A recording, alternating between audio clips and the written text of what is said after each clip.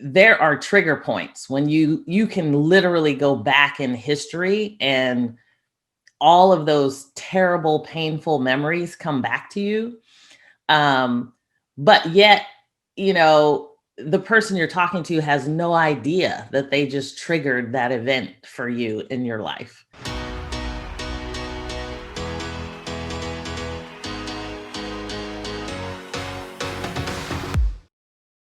Personally, I think one of the first steps that you can take, is just give yourself permission to be curious.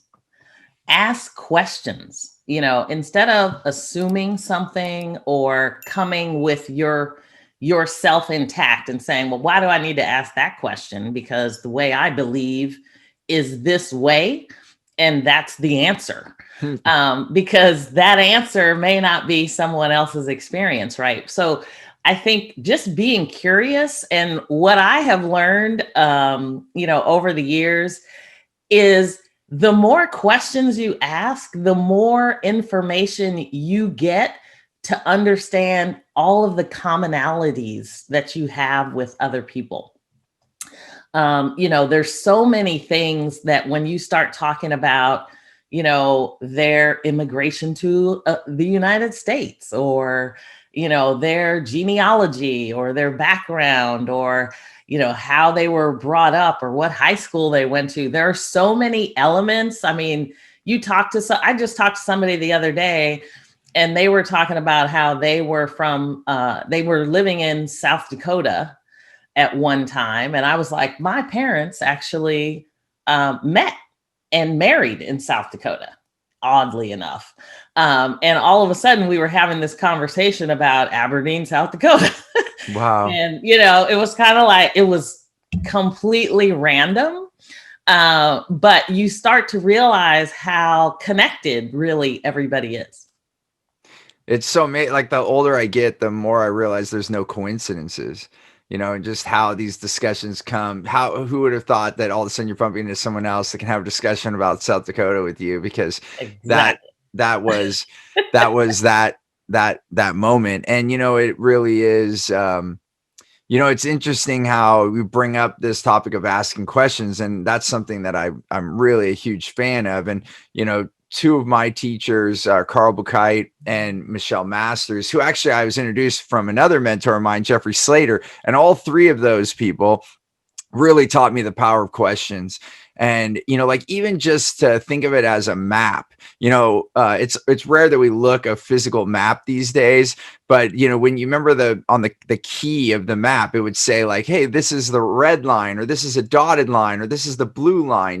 Like, I might come to you and say, hey, Melyssa, let's go on the red line, and you might have grown up and we're told and brought up that the red line is the bad line, like, don't go on the red line. And then here I am, like, let's go on the red line. I'm not, matching up. And then we might see our differences. But going back to your point, if we ask questions, and I see your reaction, I could be like, oh, what's going on about the red line?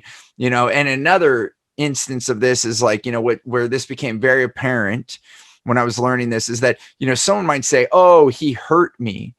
And then if you just presuppose, because we're both speaking English, that, oh, I know what hurt means.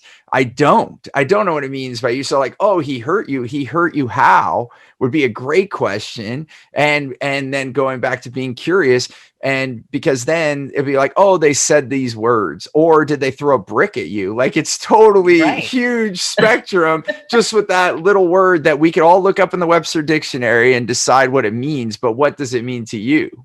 Right. Exactly. No, you're absolutely right. Because I think a lot of times we infuse our own thought process on somebody else when, the way they may say things, the words they use may be a little bit different, mean something different to them. And even when you talk about being hurt, well, I mean, like, how deep was the hurt? Yeah. Is it one of those trigger points when you talk about like social injustice or something, and you see things on television that are just, devastating? To me, there are trigger points when you can literally go back in history, and all of those terrible, painful memories come back to you. But yet, you know, the person you're talking to has no idea that they just triggered that event for you in your life. Right. And so when you start talking about curiosity, you start actually peeling some of those layers back, and you don't even know what's underneath that layer of skin, right?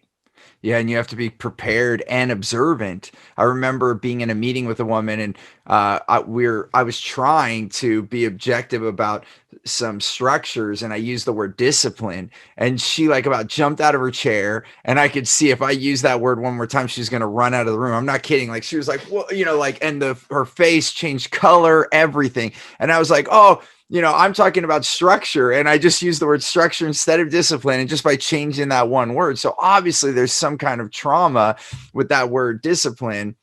And, you know, so it's just sometimes those things accidentally happen, but, you know, the more observant that you can be about the language that we're using, and then back to your point, being curious, then we can find that we ultimately want the same thing. You know, I mean, it's Right. like, I think it's, is it the Maslow, hierarchy, like the Hierarchy of needs? needs. Yeah. Uh-huh. Right. Yeah. I mean, ultimately we're coming back in this human experience. But then there's all these layers that make you and me. But ultimately, if you go deep enough, you know, we want to take care of our families. We want to be loved. We want to be needed, you know, like all Want of to those. belong. That's, Exactly. Yes. that's, Absolutely. and that just brings back that awareness. One thing that was big for me is we were traveling, and my son, my daughters, and my wife, even more than me, like I enjoy the museums, but they'll want to read every plaque. Like, you know how there's different people that like walk through and I'm like, oh, that's nice. And I like look at the art or whatever's going on.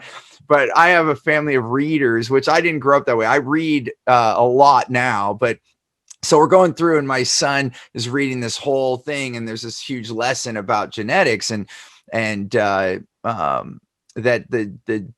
the actual makeup, the chromosomes, I think, and I might even be saying this is not exact, but it's 99.9 something of what the human experience is, and it's like point, you know, one something difference between you and me. It's like so small, and then it's like 1 point more difference between us and a chimpanzee.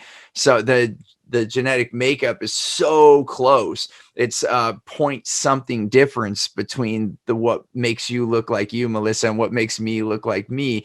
And this human experience is so much the same. And that word belonging that you brought up is so big. The whole human experience is wanting to belong. Yep. It's You want amazing. to feel accepted, and, you know, like you're enough, right? Right. You're adequate. Hey there, I want to give you something really big. It's called Clear Path to Customers. It's the way that we get the right language to get the right client. I like to call them your wow clients, so that you can have more results, more revenue, more raving fans, and more referrals. And I want to give this to you absolutely free. And all you have to do is go to stevenapolitan.com to check it out, or you can look at the description here. We'll put the details there. As always, remember, choose gratitude and create freedom.